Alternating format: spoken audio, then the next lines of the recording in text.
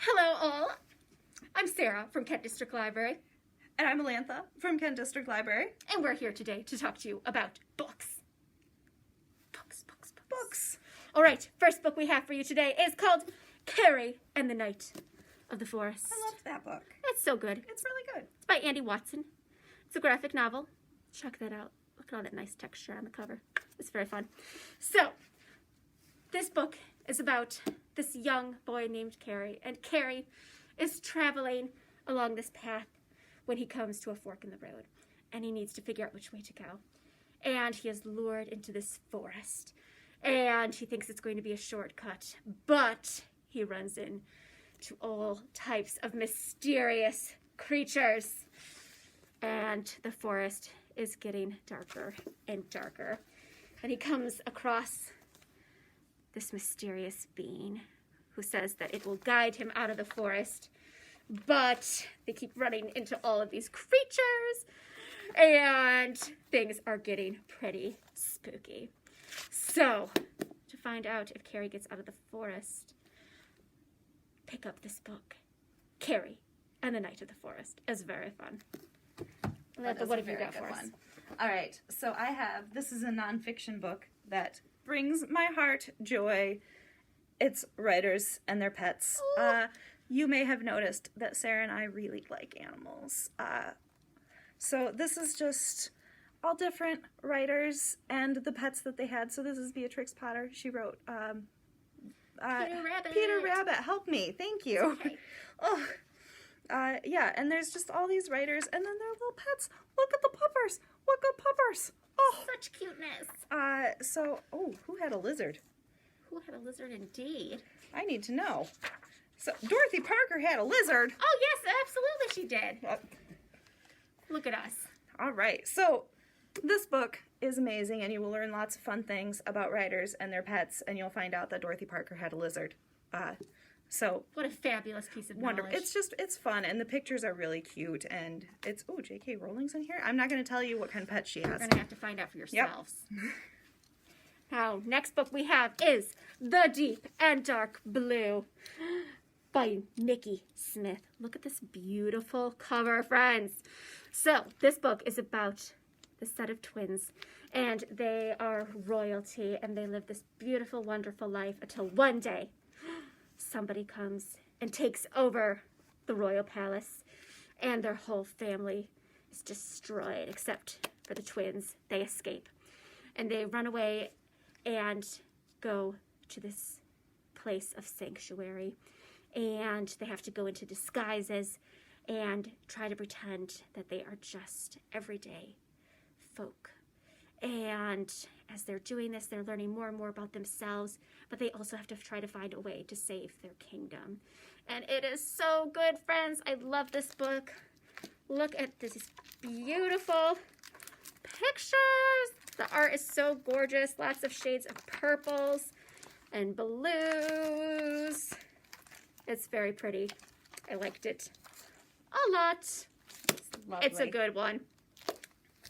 Highly recommend. All right, so I have in my hand actually 4 books, but this is the Choose Your Own Adventure series, and if you are not familiar with these, you need to be. They are amazing. There are a ton of books in this series, but they're all fun, wacky adventures. Apparently this one's about a scientist. I don't know. I haven't read this one. Maybe I've read... There are a lot. There are a lot of them. Ooh, I have read this one, though. Zombie Pen Pal. So it's about zombies. But what's fun is that you will get to sort of a point in the story where it could go one of 2 ways. And then at the bottom of the page, it will say, if you choose to go this way, turn to this page. And if you choose to go this way, turn to this page. And you don't know what will happen until you turn to that page. And then sometimes it doesn't work out for you. So, fun trick, keep your finger on the page you just left with. I think it's technically cheating. I don't know. That's what I've always done. I mean, if you want to make it. I don't, but then you can back up and you can have a whole other story to read. It's great. But there are a ton of them in the series, and they are all fun to read because it's interactive. You're making the story yourself. It's a good time. Choose Your Own Adventures. Fabulous. Check them all out. So fun. They're really fun. Yeah, absolutely delightful. Next book I have for you is Undefeated. It's the story of Jim Thorpe. It's by Steve Sheinkin. And oh my goodness, friends, what an incredible story. So this book, it's a true story, and it's about this man named Jim Thorpe. And he lived in the United States. Here is a picture of his football team.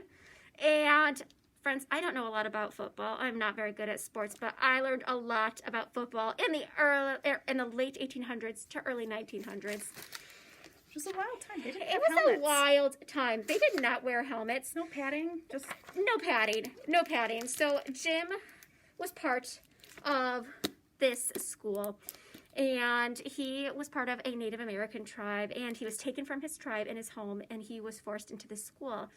And it was not a great time in the beginning there. But Jim discovered football, and football was his way to cope with life. And he became this incredible, amazing football star. And he was so good that he went on to the Olympics, and he was able to do all of these other incredible sports too, and became this world-class athlete. But yeah, like Alantha said, they didn't wear footballs. I mean, they did. You they would had not wear footballs, a football. So you didn't wear them. Yes. Sports, again, not my thing. But they didn't wear helmets, and they would sometimes sew little handles into their pants, and they would grab each other's little handles and just fling them across the field as far as they could. Is that a true thing? It is a true thing. Why? It's just in the book. It is wild. And What there is was no happening in rules sports? against this. So if you want to learn about football in another time, check out Undefeated, because it's a wild book, and there's a lot of really amazing pictures too. And you'll just be like, this is a football uniform. That doesn't seem safe. But It's hey, not safe. what do I know? Anywho, Undefeated. It's a good book. Check it out. I know very little about sports. Same. Yeah, every time we talk about a sports book, it's like, It's wow, like, what I is sports? have no idea. I learn a new thing. It's exciting. It is. All right, so this is the last book I have today, and it's called Operatic, and it is a graphic novel. It's about a girl in middle school. Her name's Charlie, and she is in a music class, and her teacher says that they all have to pick a song, and I want to show you this art. It's so beautiful. But everybody has to pick a song that is like their song, the song that describes them at this point in their life. And Charlie doesn't really know what song is the right fit for her, and she's also having like a lot of drama. She has a crush on somebody, and then that person has a crush on someone else, and she's just really stressing out. And then she starts to learn about opera, and she learns about the opera singer Maria Callas, and she starts to feel like Maria Callas is her song. And you learn a lot about opera, and opera's really cool, which I liked opera before this book, but this book really made it seem kind of accessible and fun for people who maybe aren't into opera. And it's just a really nice, like, sort of coming-of-age middle school story, and I enjoyed it a lot. And the art is beautiful. It's so gorgeous. All right, friends, that's what we've got for you. So thank you so much. Again, if you have recommendations, we'd love to hear them. Let us know. And have a lovely day, and we will talk to you later. Bye!